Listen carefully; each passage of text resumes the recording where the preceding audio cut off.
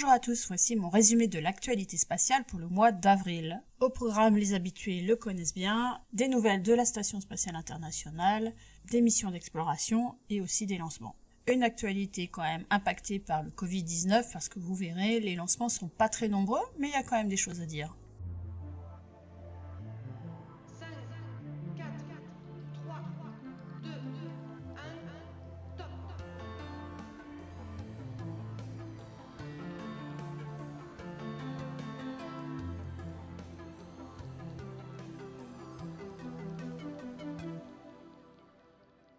Le 9 avril, 3 nouveaux astronautes sont arrivés à la Station Spatiale Internationale, les Russes Anatoly Ivanishin et Ivan Wagner et l'Américain Chris Cassidy. L'amarrage du Soyouz MS-16 est intervenu après un voyage de seulement 6 heures et 8 minutes. Les 3 nouveaux résidents de l'ISS devraient y rester jusqu'en octobre. Ils devraient être rejoints si tout va bien fin mai par le premier équipage du Crew Dragon et en septembre par le premier vol opérationnel de ce vaisseau. C'était la première fois qu'une Soyouz 2-1A était utilisée pour un vol habité, remplaçant ainsi les Soyouz MG.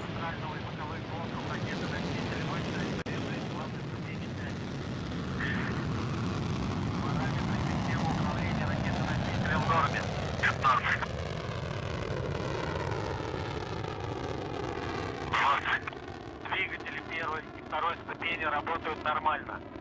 25. 480.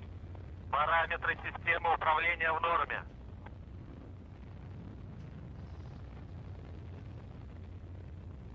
490. Стабилизация изделия устойчивая.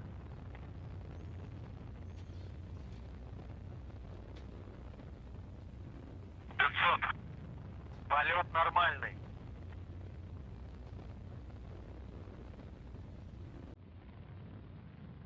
510. Тангаж, рысканье, вращение в норме. Есть выключение двигателя третьей ступени. 530. Le 17 avril, les astronautes Oleg Skripochka, Andrew Morgan et Jessica Meir sont revenus sur Terre. Ils ont atterri moins de 4 heures après le désamarrage du Soyouz MS-15. Arrivé le 20 juillet 2019, Andrew Morgan aura donc passé 272 jours dans la station, devenant ainsi à ce jour le 4e américain en durée de vol en une seule mission. Jessica Meir et Oleg Skripochka sont arrivés à la station spatiale le 5 septembre 2019. Ils ont ainsi effectué un séjour de 205 jours dans l'espace. C'était la 3e mission pour Oleg. Pour son premier vol, Jessica aura participé à 3 sorties spatiales, dont la première sortie 100% féminine. Plus de détails sur la rotation de ces équipages dans l'article du blog, dont le lien est dans la description. En bref, le 7 avril, le cargo Dragon CRS-20 a quitté l'ISS. Il était arrivé le 9 mars. C'était le dernier Dragon de première génération. Les prochains seront des Dragon 2 issus des vaisseaux Crew Dragon. Le 25 avril, c'est un cargo Progress MS-14 qui a décollé à bord d'une Soyouz 2-1A. L'amarrage du cargo à l'ISS a été réalisé après 2 orbites ou 3 heures et 12 minutes. Il a amené 2,5 tonnes de fret, dont 420 litres d'eau, 700 kg de carburant et 1350 kg de matériel. Le 10 avril, la sonde Bepi Colombo, qui a pour mission l'étude de la planète Mercure, a survolé la Terre. À découvrir dans la vidéo spécifique publiée sur la chaîne. Le 14 avril, la sonde américaine OSIRIS-REx, qui s'apprête à collecter des échantillons sur la surface de l'astéroïde Bennu à l'été, a effectué une première répétition de cette collecte. La sonde a effectué 2 des 4 manœuvres de la séquence d'échantillonnage. Elle a d'abord quitté son orbite à 1 km de sécurité et s'est approchée à une altitude approximative de 125 mètres au-dessus de la surface de l'astéroïde. Elle a ensuite continué à descendre pendant environ 9 minutes sur une trajectoire vers le site d'échantillonnage mais sans l'atteindre. En atteignant finalement une altitude d'environ 75 mètres, OSIRIS-REx a effectué un élimage de ses moteurs pour revenir sur une orbite de sécurité. La prochaine répétition aura lieu le 23 juin. Plus de détails sur la mission et cette répétition d'avril dans l'article du blog dont le lien est dans la description. Courant avril, le drone volant de la mission Mars 2020 a été fixé sur le ventre du rover Perseverance. À la fin du mois, un nom a été donné à ce futur hélicoptère martien, Ingenuity, à découvrir dans une vidéo dédiée.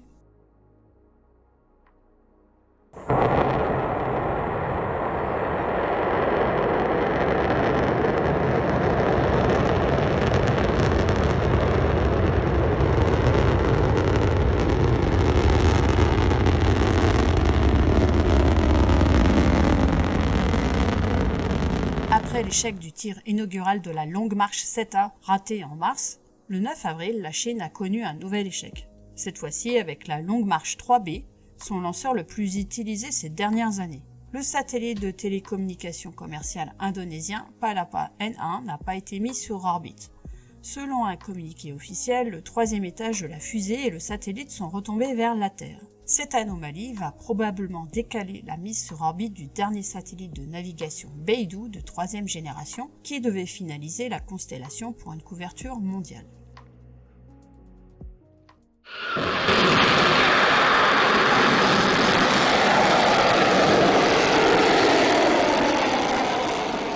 Le 22 avril, les gardiens de la révolution de la République islamique d'Iran ont déclaré avoir mis sur orbite le premier satellite militaire de leur pays. Le satellite s'appellerait Nour, ou Lumière, et a été placé sur une orbite à 425 km d'altitude. Il s'agirait d'un CubeSat 6U. Cela a été réalisé grâce au lanceur à 3 étages nommé Quased, utilisant à la fois du combustible liquide et solide. Le 18 mars, une Falcon 9 a mis sur orbite 60 nouveaux satellites Starlink. C'était le 4e vol du booster et son 4e atterrissage. La coiffe était également une coiffe réutilisée et elle a été à nouveau récupérée dans l'eau. Pour finir, voici l'image publiée pour les 30 ans du télescope spatial Hubble. Pour en savoir plus sur cette image et un résumé de l'histoire d'Hubble, rendez-vous sur le blog. Comme d'habitude, si ce résumé vous a plu, n'hésitez pas à partager sur les réseaux sociaux et à mettre des likes et des commentaires. Vous avez le droit aussi de poser des questions. Et je vous dis à bientôt et surtout, continuez de rêver.